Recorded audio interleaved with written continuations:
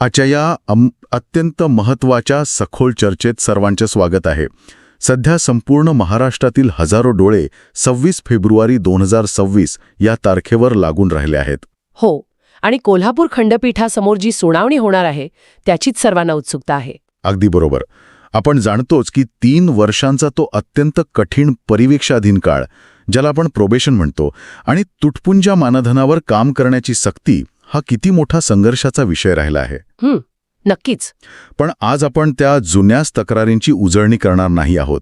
आज आपण या समान काम समान वेतन प्रकरणाच्या एका अत्यंत निर्णायक आणि नव्या वळणावर लक्ष केंद्रित करणार आहोत. आणि त्यासाठी आपल्याकडे आज काही खूप भक्कम स्रोत आहेत. तेच सांगणार होतो. एका बाजूला आपल्याकडे कायदेशीर विश्लेषणाचा एक सविस्तर अहवाल आणि व्हिडिओ आहे, आणि दुसऱ्या बाजूला ऐन सुनावणीच्या अवघे 8 दिवस आधी म्हणजे 18 फेब्रुवारी 2026 रोजी शासनाने अचानक निर्गमित केलेले 2 शासन निर्णय, किंवा आपण ज्याला GR म्हणतो. बरोबर. तर आजचं आपलं मिशन हेच आहे की या सर्व कागदपत्रांचा अभ्यास करून हे समजून घेणं की 26 फेब्रुवारीच्या केसमध्ये पुढे नेमके काय होऊ शकते. शासनाच्या ॲफिडेव्हिटमध्ये या 2 GRचा उल्लेख होईल का? सरकारी वकील काय युक्तिवाद करतील?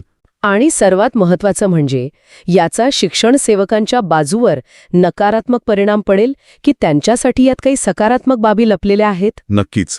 एक गोष्ट सुरुवातीलाच सर्वांसाठी स्पष्ट करू इच्छितो की या संपूर्ण विश्लेषणात आपण कुठलीही राजकीय बाजू किंवा न्यायालयाचा कोणताही कल घेणार नाही आहोत. हो, केवळ उपलब्ध माहिती आणि युक्तिवादांचे तटस्थपणे विश्लेषण आपण करणार आहोत. अगदी. तर हे तटस्थ विश्लेषण करण्यासाठी आपल्याला थेट 28 नोव्हेंबर 2025च्या एका ताज्या निकालाकडे जावं लागेल. तो पंजाब आणि हरियाणा उच्च न्यायालयाचा निकाल ना? हो, तोच. पूरणचंद विरुद्ध हरियाणा अर्बन डेव्हलपमेंट अथॉरिटी हा खटला. आपल्या स्रोतांमध्ये स्पष्टपणे म्हटलंय की हा खटला या संपूर्ण लढाईची दिशा बदलू शकतो. न्यायालयाने जो दृष्टिकोन स्वीकारला तो खूपच लक्षवेधी आहे. विशेषतः ज्या प्रकारे न्यायालयाने पदाच्या नावापेक्षा कामाच्या प्रत्यक्ष स्वरूपाला महत्त्व दिलं. त्या निकालाचे बारकावे खरोखरच अभ्यासनीय आहेत. म्हणजे बघा, सरकारचा नेहमीचा युक्तिवाद असा असतो की तात्पुरते किंवा कंत्राटी कर्मचारी आणि कायमस्वरूपी कर्मचारी यांच्या नियुक्तीच्या प्रक्रिया वेगळ्या आहेत, त्यामुळे त्यांचं वेतन वेगळं आहे. पण पूरणचंद खटल्यात न्यायालयाने हा युक्तिवाद चक्क बाजूला सारला. म्हणजे न्यायालयाने थेट विचारलं की कामाचे तास वेगळे आहेत का? हो, कामाचे तास वेगळे आहेत का, जबाबदाऱ्यांचे स्वरूप वेगळे आहे का, त्यांच्या कामाचा दर्जा वेगळा आहे का.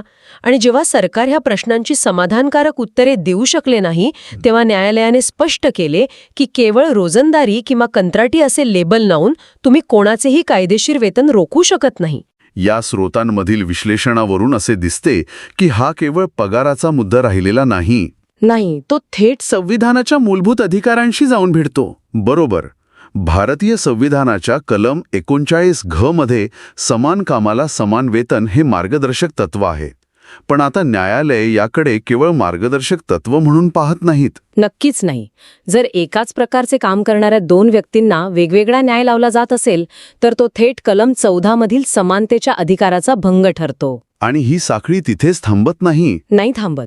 जेव्हा एखाद्या कर्मचाऱ्याकडून पूर्ण क्षमतेने काम करून घेतले जाते परंतु त्याला अत्यंत तुटपुंजे मानधन दिले जाते, तेव्हा तो केवळ आर्थिक अन्याय नसतो, तो त्या व्यक्तीच्या सन्मानावर झालेला आघात असतो.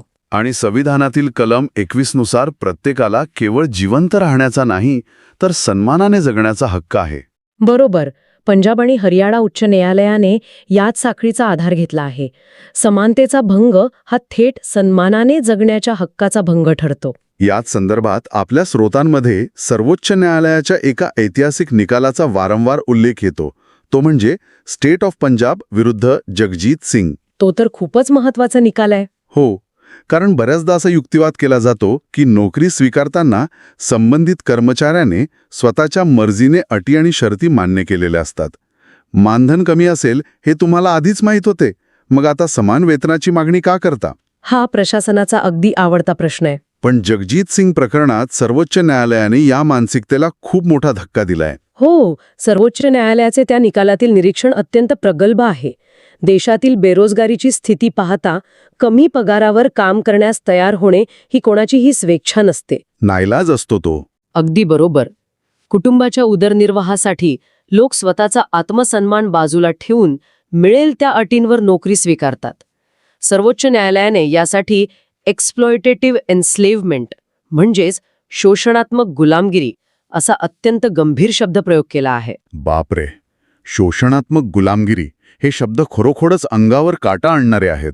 आणि न्यायालयाने हेही नोंदवले की जेव्हा राज्यसंस्था स्वतः अशा प्रकारची स्थिती निर्माण करते तेव्हा ते कल्याणकारी राज्याच्या संकल्पनेलाच हरताळ फासल्यासारखे होते. याचा दुसरा अर्थ असाही निघतो की राज्य सरकार सहमती या शब्दाचा ढाल म्हणून वापर करू शकत नाही. आता या मजबूत कायदेशीर पार्श्वभूमीवरून आपण थेट वर्तमानात येऊया. 18 फेब्रुवारीच्या त्या 2 नवीन शासन निर्णयांकडे. हो, 26 फेब्रुवारीच्या सुनावणीची चर्चा सुरू असतानाच अचानक 18 फेब्रुवारी 2026 रोजी शासनाचे हे 2 नवीन GR बाहेर येतात. आणि ते दोन्ही शिक्षण सेवक योजनेशी संबंधित आहेत. यातील पहिला शासन निर्णय, ज्याचा सांख्यतांक 2026-02-11 19-46-20-181 असा आहे, तो पाहिला तर तो एका विशिष्ट प्रशासकीय अडचणीवर उपाय शोधल्यासारखा दिसतो.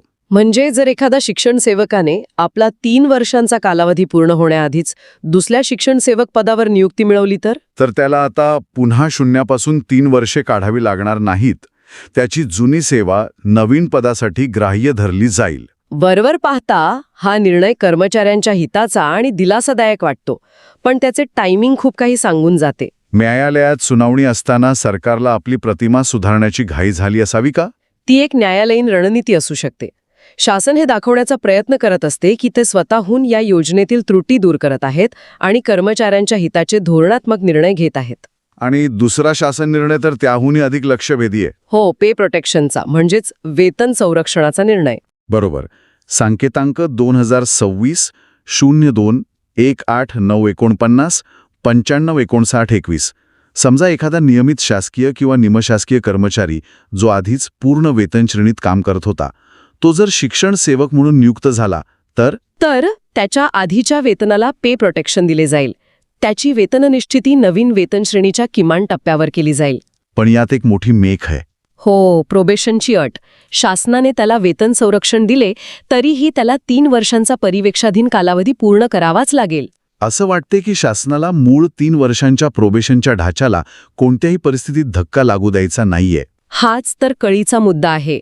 शासन वेतन संरक्षणाचा लाभ देऊन एका छोट्या गटाला खुश करत आहे, पण त्याच वेळी शिक्षण सेवक ही एक वेगळी वैधानिक योजना आहे या भूमिकेवर ते ठाम आहेत. म्हणजे आम्ही नियमित कर्मचाऱ्यांना पूर्ण पगार देऊ शकतो, पण शिक्षण सेवक या पदावर येण्यासाठी तुम्हाला प्रोबेशन आणि मानधन या अटींना सामोरे जावेच लागेल. अगदी.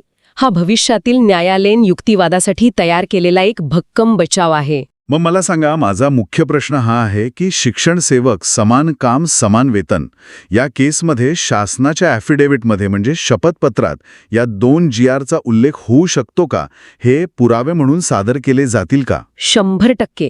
आपल्या श्रोत्यांनीही याच शक्यतेवर जोर दिला आहे. शासनाचे वकील हे दोन्ही शासन निर्णय न्यायालयात पुरावे म्हणून नक्कीच सादर करतील. म्हणजे एक बचावात्मक फळी उभारण्यासाठी. होय, ते न्यायालयाला सांगतील की शिक्षण सेवक ही केवळ तात्पुरती व्यवस्था नाही, तर एक कायदेशीर आणि धोरणात्मक चौकट आहे ज्यामध्ये शासन वेळोवेळी सकारात्मक बदल करत आहे. जर शासनाने अशी फळी उभारली तर मग सरकारी वकील न्यायालयात नेमका काय युक्तिवाद करतील? त्यांचा पहिला भर मानधन म्हणजेच ऑनरेरियम या शब्दावर असेल. ते सिद्ध करण्याचा प्रयत्न करतील की हे नियमित शिक्षक नसून 3 वर्षांच्या मानधन तत्वावर नियुक्त केलेले कर्मचारी आहेत. कारण जोपर्यंत तुम्ही याला पगार मानत नाही तोपर्यंत समान काम समान वेतन हा मुद्दा लागूच होत नाही, असा त्यांचा युक्तिवाद असू शकतो. बरोबर. आणि यासोबतच आणखी एक हुकमी एक्का सरकार नेहमी वापरते, तो म्हणजे राज्यावर पडणारा आर्थिक भार. संसाधनांच्या मर्यादा. हो, वेतन निश्चितीचे नवीन नियम लागू केल्यामुळे शासनावर पडणारा आर्थिक भार किती प्रचंड असेल याचा दाखला नक्कीच दिला जाईल. आर्थिक मर्यादांचा युक्तिवाद नेहमीच खूप संवेदनशील असतो. मग या सर्वांचा 26 फेब्रुवारीच्या केसमध्ये शिक्षण सेवकांच्या बाजूवर काही नकारात्मक परिणाम पडू शकतो का? नकारात्मक परिणामाची शक्यता नाकारता येत नाही. जर न्यायालयाने हे मान्य केले की सरकारने एक वेगळी वेतन संरचना कायदेशीररित्या कायम ठेवली आहे, तर ते शिक्षण सेवकांच्या विरोधात जाऊ शकते. म्हणजे 18 फेब्रुवारीच्या GR-मुळे सरकारला हे सांगण्याची संधी मिळेल की आम्ही ही योजना लवचिक ठेवली आहे. हो, आणि जर न्यायालयाने या प्रशासकीय बाबींना अधिक महत्त्व दिले तर खटल्याचा कल शासनाच्या बाजूला झुकू शकतो. पण ही सगळी नाण्याची एक बाजू झाली. शिक्षण सेवकांच्या बाजूने निकाल लागेल याबाबत सकारात्मक बाबी कोणत्या आहेत? खूप भक्कम सकारात्मक बाबी आहेत. सर्वात मोठी बाब म्हणजे शासनाने नवीन GR काढून नोकरीच्या लेबलबद्दल किंवा अटींबद्दल बदल केले असतील, पण त्यांनी कामाच्या स्वरूपात कोणताही बदल केलेला नाही. हा मुद्दा खूप महत्वाचा आहे. हो, शिकवायचे तास, सिलेबस आणि जबाबदाऱ्या कायम शिक्षकांसारख्याच असतील तर आपण मगाशी चर्चा केलेला जगजीत सिंग आणि पूरणचंद निकालाचा आधार भक्कम राहतो. बरोबर. शिक्षण सेवकाला शाळेत जाऊन जे शिकवावे लागते त्यामध्ये नियमित शिक्षकांच्या तुलनेत आजही कोणताही फरक नाही. आणि तिथेच या केसचे सर्वात मोठे यश दडलेले आहे. कागदावर तुम्ही एखादा पदाला काय नाव देता यापेक्षा तो कर्मचारी प्रत्यक्ष मैदानावर काय काम करतो याला न्यायालय अधिक महत्त्व देते. आणि यासोबतच जगजीत सिंग निकालातील किमान वेतनश्रेणीचा मुद्दाही आहे ना? हो, तात्पुरत्या कर्मचाऱ्यांना किमान नियमित वेतनश्रेणी म्हणजेच मूळ पगार आणि भत्ते मिळण्याचा हक्क आहे. हा मुद्दा GR-मधील मानधन तत्वाला थेट आव्हान देतो. म्हणजे केवळ मूळ वेतन नाही तर त्यात महागाई भत्ता आणि घरभाडे भत्ता यांचाही समावेश होतो. अगदी. आणि आणखी एक सकारात्मक बाब म्हणजे ऐन सुनावणीच्या आधी नवीन GR काढणे. याचा अर्थ जुन्या प्रक्रियेत त्रुटी होत्या असाही लावला जाऊ शकतो. बरोबर. शिक्षण सेवकांचे वकील याचा फायदा घेऊ शकतात. ते म्हणू शकतात की शासनाची ही योजना परिपूर्ण नसून त्यात सतत पॅचवर्क करावे लागत आहे. नक्कीच.